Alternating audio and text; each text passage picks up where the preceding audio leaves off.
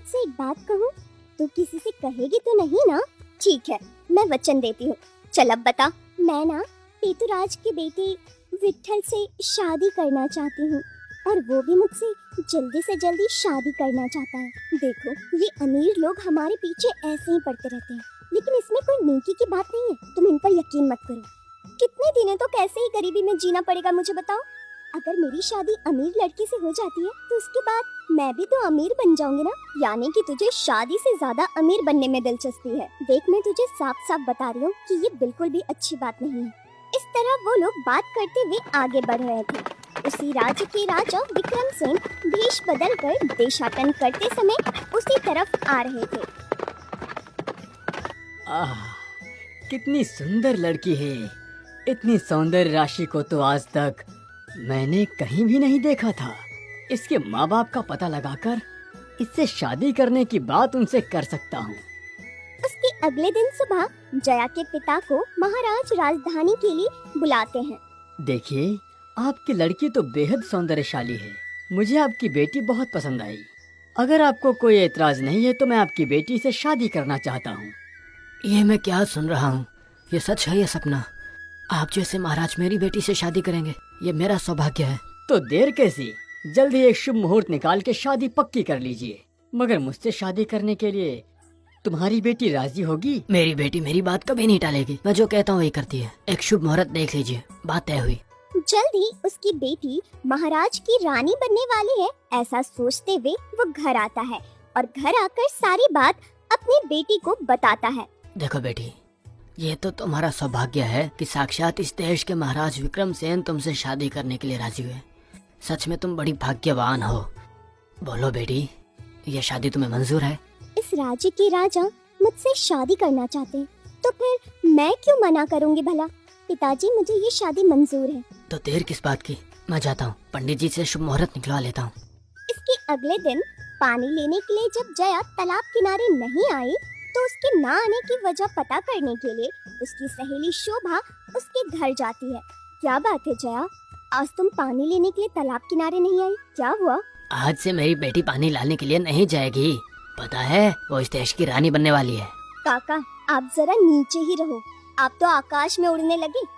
शोभा और इस देश की होने वाली रानी, क्या बोल रहे हैं आप? हाँ बेटी, औकात में ही बात कर रहा हूँ। मेरी बेटी को देख के खुद महाराज विक्रमसेन जी ने मुझे मेरी बेटी से शादी करने के लिए कहा था। जया, काका जो बोल रहे वो सच है क्या?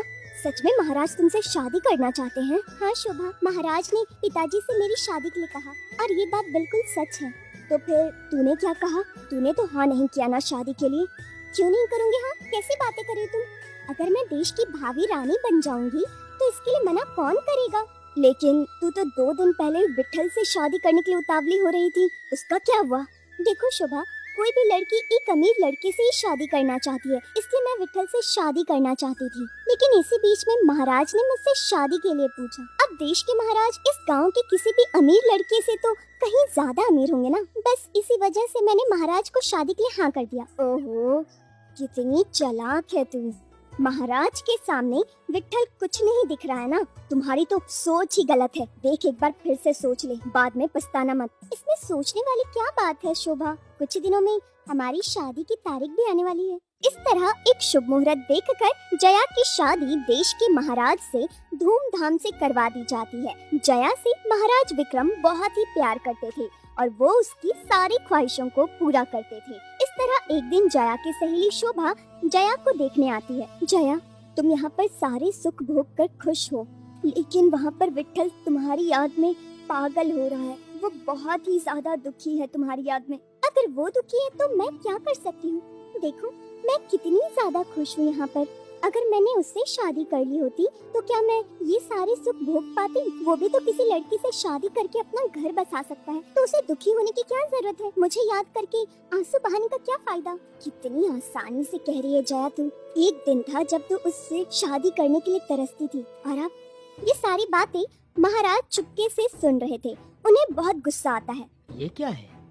तुमने पहले एक आदमी से प्यार करके उसको धोखा दिया था क्या? और अब मुझसे शादी करके मुझे भी धोखा दे रही हो? आप जरा मेरी बात तो सुनिए महाराज। अब तुम्हें कुछ भी बोलने की जरूरत नहीं है। तुम जैसे औरत पर यकीन करना मेरी ही गलती थी। सैनिकों, अभी इस औरत को बंदी बनाकर कल सुबह तक फांसी दे दो। मुझे क्षमा कर दीजिए महाराज। तुम्हें देख के पूरी औरत जात से विश्वास उठ गया। अब तुम्हें एक पल के लिए भी मेरी आंखों के सामने मत खड़ी रहो। सेन को ले जाओ इसे। इसके अगले ही दिन सुबह जया को फांसी दे दी जाती है। तब से महाराज विक्रम को औरतों से द्वेष हो जाता है। एक दिन की बात है। देखिए महामंत्री जी, मेरी शादी करने की इच्छा है, मगर मैं जिस भी लड़की से शादी करूंगा अगले ही दिन उसको फांसी दे दूंगा। मैं कल ही शादी करने के लिए उत्सुक हूँ। अब से मैं रोज एक लड़की से शादी करूंगा, ये मेरा निर्णय है। हर रोज एक नई शादी, ये कैसे संभव होगा महाराज? और तो और इस बात को जानने के बाद आपको कौन अपनी लड़की देने के लिए आगे आएगा? जरा सोचिए आप, ये मुमकिन नहीं है। मुझे कुछ भी पता नहीं है महामंत्री, ये मेरा आदेश है। इसको धिक्कारने वाले को फांसी दे दिया जाएगा। आप जाके तुरंत मेरी शादी की तैयारियां करो। इसके बाद महाराज विक्रम हर रोज एक लड़की से शादी करते हैं और अगले दिन उस लड़की को फांसी पर लटका देते हैं। इस वजह से उस राज्य में रहने वाली सारी लड़की बहुत डर जाती है। हे भगवान, मुझे तो उन लोगों को देख के तरस आ रहा है। कितनी उम्मीद से राजमहल में आने वाले नए नवेले दुल्हनों को ये दुष्ट और क्रूर महाराज विक्रम निर्दयी होकर फांसी की सजा दे रहा है। हे भगवान, इनकी रक्षा करने वाला कोई नहीं है क्या? पिताजी, आप चिंता मत कीजिए। इस दुरागत को रोकने के लिए मेरे पास एक बहुत ही बढ़िया उपाय है, लेकिन उसके लिए मुझे आपकी अनुमति चाहिए। मैं सारी लड़कियों को ऐसे मरते हुए नहीं देख सकती पिताजी। तुम्हारे पास महाराज विक्रम के शिकंजे में फंसने वाली लड़कियों के लिए कोई उपाय है? जी हाँ पिताजी, लेकिन उनको बचाने के लिए मुझे उनसे एक बार शादी तो करनी ही पड़ेगी ना पिताजी। क्या बोल रही हो बिटिया? अगर तुम महाराज विक्रम से शादी करोगी तो अगले दिन सुबह ही मुझे तुम्हारी मौत की खबर सुननी पड़ेगी, और वो मुझे हरगिज भी पसंद नहीं है। तुम भी इस बात को मन से पूरी तरह निकाल दो। इस अत्याचार को रोकने के लिए केवल एक ही उपाय है पिताजी। आप सोचिए, मेरी वजह से कितनी सारी लड़कियां मरने से बच सकती हैं। मैं मर जाऊंगी ऐसा सोचकर आप मुझे मना मत कीजिए पिताजी। मेरे पास बहुत अच्छा उपाय है। वो बहुत ही गुस्से वाला है, पता है ना। किसी भी हाल में अगले दिन सुबह नए नवेले दुल्हन को किसी भी हाल में फांसी के फंदे पर वो चढ़ा कर ही रहेगा, और तुमने उससे शादी करने की जिद पकड़ रखी है। बताओ। आप मेरी बात सुनिए। आप अभी जाकर उन्हें बता दीजिए कि मैं उनसे शादी करने के लिए तैयार हूँ। आप जाइए और उन्हें ये खबर दीजिए। इसके बाद महामंत्री महाराज विक्रम सेन के पास जाते हैं और उनके सामने अपनी बेटी के विवाह का प्रस्ताव रखते हैं। ओह, तो फिर आपकी बेटी वैशाली मुझसे शादी करने के लिए तैयार है? तो फिर तुरंत शादी की तैयारियां कीजिए। लेकिन वैशाली ने यह शादी करने के लिए शर्त रखी है महाराज। शादी के बाद अपने साथ अपनी छोटी बहन को भी वो खुद अपने साथ या राजंतपुर में लेकर आना चाहती है महाराज। उसके लिए क्या आप राजी होंगे? उसमें क्या है, वो तो मुझे भी मंजूर है। आप तुरंत जाके शादी की तैयारियां कीजिए। इस तरह उस रात को वैशाली का विवाह महाराज से संपन्न होता है। ओह, कितनी सुंदर है ये लड़की, मगर इसको कल सुबह तक फांसी के तख्ते पर चढ़ा दिया जाएगा। चिंता हो रही है मुझे। महाराज, आप काफी गहरे सोच में दिख रहे हैं। क्या बात है, मुझे बताइए। कुछ भी नहीं। तो हाँ, अपने साथ तुम छोटी बहन को भी लाई हो क्या? कुछ नहीं महाराज, मुझे हर रोज रात को सोने से पहले मेरी छोटी बहन को कहानी सुनाने की आदत है, इसलिए मैं उसे साथ लेकर आई हूँ ताकि वो आराम से सो जाए। कल सुबह तो मुझे फांसी की सजा दी जाएगी। ये मेरी आखिरी रात है, इसलिए मैं अपनी बहन को कहानी सुनाना चाहती हूँ। आप कहे तो मैं उसे कहानी सुना दूँ? ऐसा है? अरे, तो तुम्हारी बहन को कल से कहानी कौन सुनाएगा? क्या किया जाएगा? बात यह है कि मुझसे शादी करने वाली कन्या को अगले सुबह फांसी दे दी जाती है। ठीक है, चलो तुम अपनी छोटी बहन को बुलाओ। इसके बाद वैशाली अपनी बहन को बुलाती है। दीदी, आज से हमें यहीं पर रहना है क्या? हाँ गुड़िया, आज से हम यहीं पर रहेंगे और मैं तुम्हें यहीं पर हर रोज कहानी सुनाने आया करूँगी। हे भगवान, इसकी तो कल सुबह फांसी होने वाली है। उसके बाद ये छोटी लड़की अपनी बहन के लिए कितना रोएगी बेचारी। परंतु मैं कुछ भी नहीं कर सकता इस विषय में। चलो ठीक है, मैं तुम्हें एक अच्छी सी कहानी सुनाती हूँ और उसके बाद तुम सो जाना। इसके बाद वैशाली कहानी सुनाती है। विघ्नपुर नाम के एक गांव में एक व्यापारी रहता था।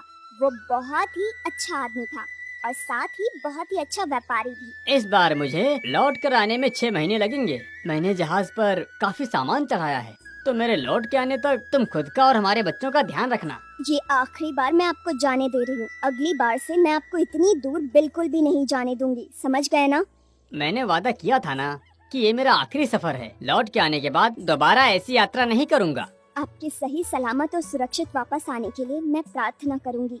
इसके बाद वो व्यापारी समुद्र पार करके दूसरे शहर पहुंच जाता है और वहां पर अपना व्यापार करता है और उसे वहां पर बहुत ज्यादा लाभ होता है। तो फिर अब तुम ये व्यापार छोड़ने का निर्णय ले रहे हो। इतने लाभजनक व्यापार को आखिर तुम क्यों छोड़ रहे हो? मैं अब मेरे परिवार के साथ आराम से जीना चाहता हूँ। मैं अपने ही गांव में छोटा सा व्यापार शुरू करके वहीं पर बसने का निर्णय ले चुका हूँ। तुम जैसे ईमानदार व्यापारी को मैंने आज तक नहीं देखा है। अधिक लाभ कमाने के लिए कोशिश नहीं करते हो और बहुत ही सस्ते में सामान भी बेच देते हो। अब जब तुम आखिरकार यहाँ से चले जाओगे तो मुझे बहुत ही दुख होगा। आप जैसे लोग यहाँ पर हैं तो इतने दिनों तक इस व्यापार को अच्छी तरह से संभाल सका था। मैं कल जा रहा हूँ। ये लो, मैं तुम्हारे लिए आम लेकर आया हूँ। तुम इसे रास्ते में जाते वक्त खा लेना और अपना ध्यान रखना। धन्यवाद मित्र। आप जैसे मित्रों को मिल नहीं पाऊंगा इसका दुख है मुझे, मगर क्या करूं। मैंने बीवी को वचन दे रखा है, जब भी मेरे शहर में आओ तो मेरे घर जरूर आना। इसके बाद व्यापारी अपने पास जो भी सामान था वो सब बेचकर उनसे मिलने वाले पैसों को लेकर वापस जाने लगता है। नाविक 4 दिनों के सफर के बाद आराम करने के लिए एक द्वीप के पास जहाज को रोकता है। ये जहाज यहाँ पर एक दिन के लिए रुकेगा। अगर आपको पसंद है तो नीचे उतर के आप जाके सुंदर प्रदेश को देख सकते हो। आहा, कितना सुंदर नजारा है। एक बड़ा सा पेड़, उसके पास छोटा सा तालाब। कितनी सुंदर जगह है ये। इस पेड़ के नीचे बैठ के मैं इन स्वादिष्ट आम को खा के अपनी भूख मिटाऊंगा। इस तरह व्यापारी आम खाने के बाद उसमें निकलने वाले गुठली को बगल में फेंक देते हैं और एक व्यापारी आम खाने के बाद बगल के तालाब में स्नान करने के लिए जाता है। और उसके बाद जहाज को चलने में तो अभी थोड़ा समय बचा है, मगर यहाँ से जाने का मन ही नहीं कर रहा है। क्या ही करूं, जाना तो पड़ेगा ही। कहाँ जाओगे मूर्ख मानव? अब तो तुझे यहीं पे मरना पड़ेगा। हाँ? कौन हो आप? कौन बोल रहे हो? मुझे तो कोई भी दिखाई नहीं दे रहा है।